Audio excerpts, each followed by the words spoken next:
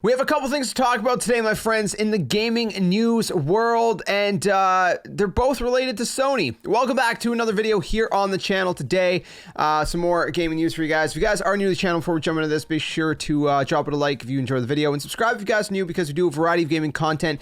We just played through Resident Evil Village here on the channel, so I do Let's Plays, gaming news, gameplays, get guides, different things like that. So I love games. I love to, I love to have that variety.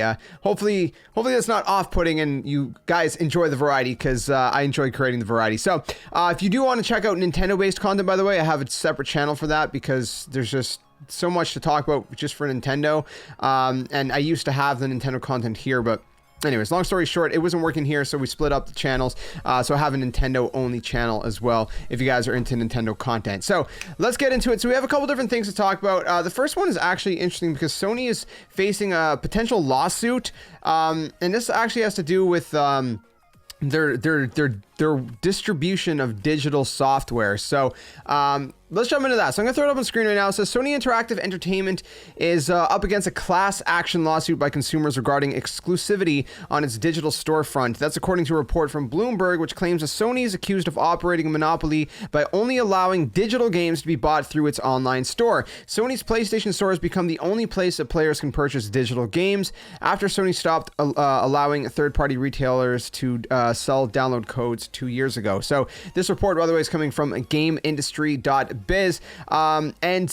Yeah, so it's interesting because obviously if you go into retailers, you can get codes for digital games for a lot of, well, for Xbox and for Nintendo, and Steam or whatever. But you can't do that for Sony. So like actual digital games we're talking about. We're not talking about, those codes that add funds to your wallet or whatever. We're talking about actual games. So the only way to buy digital games is on the PlayStation Store itself.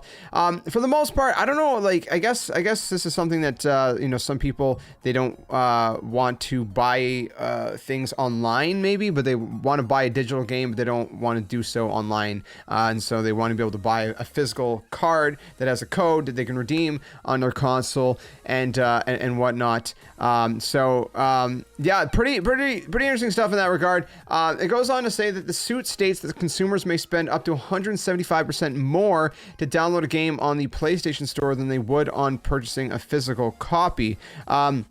Sony's monopoly allows it to charge super competitive prices for digital PlayStation games, which are significantly higher than their physical counterparts sold in a competitive retail market, and significantly higher than they would be in a competitive retail market for digital games, consumers said in the filing. I don't know how much digital games cost, like in retail. That's actually something I'm not quite certain of. I never really looked at it. I'm going to look it up right now as we're talking about this. Well, we could look up new Pokemon Snap, maybe. I don't know if they have digital codes for that, but we'll see. Okay, so there is a digital code for new Pokemon Snap, and it's the same price. So I don't know. That part's confusing me. I don't understand that part of the article, saying that consumers may spend up to 175% more to download a game on the PlayStation Store than they would purchasing a physical copy if it's the exact same price. And certain regions, like right now in Canada, it's going to change unfortunately soon.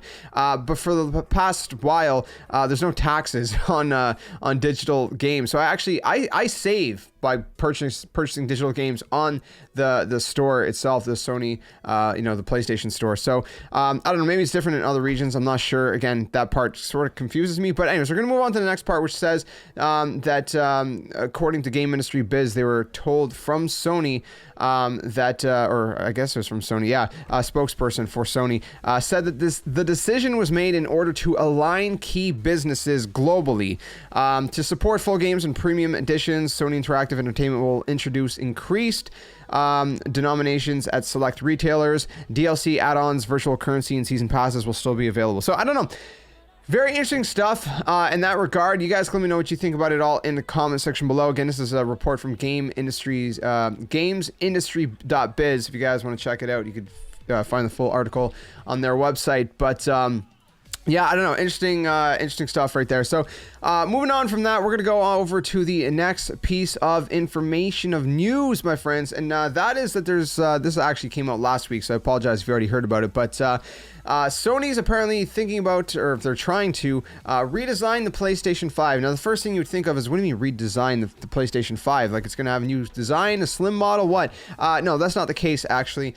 This is first screenshot would be from Dr. Sirkin Toto on Twitter, saying the following: Taiwanese news outlet with spotty track record, DigiTimes, Sony aims for a PS5 redesign for second quarter or third quarter 2022.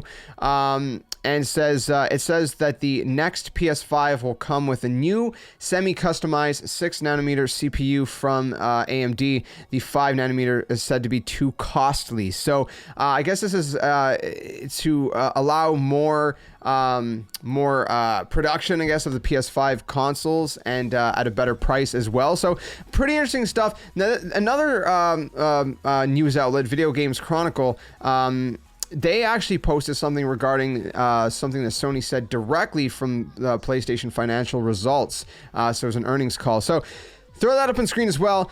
Said the following: however, during an investor call following the publication of record PlayStation financial results, Sony CFO Hiroki Totoki, and I'm not sure if I'm pronouncing their name right, I apologize if I'm not, said that the company was considering various solutions to help it cope with the global shortage of hardware components, including potentially altering hardware designs or sourcing secondary suppliers.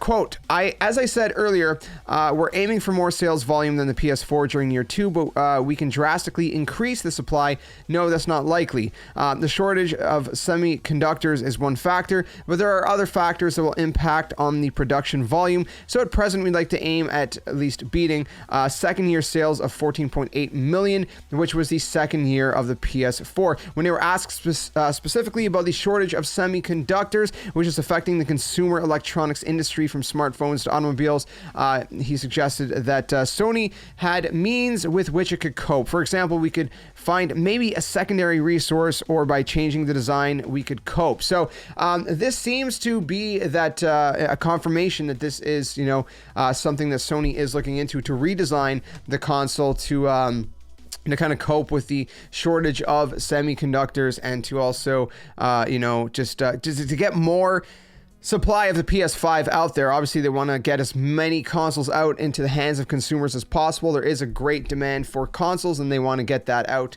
as soon as possible. So that's something they are considering, which is very interesting. So again, it's not a physical aesthetic redesign. It's an internal kind of thing, just to help them cope with components, with cost factors and just production factors and all that stuff. So pretty interesting stuff, my friends. That's pretty much all I got for you today. For the most part, if there's anything else, I'll cover it in some other videos. But if you are new to the channel, again, be sure to stick around, subscribe for more gaming content, news, let's plays, gameplays, walkthroughs, etc. Just a really good time of gaming goodness. I love games, man. And if you guys are here watching this, you probably love games too. Again, if you want to check out the Nintendo content, links down in the description below. Also, you can join our Discord. You can follow me at JSkeleton92 on Twitter. And that's going to wrap it up for me. I'll see you guys in the next video. And until then, game on, and thanks for watching.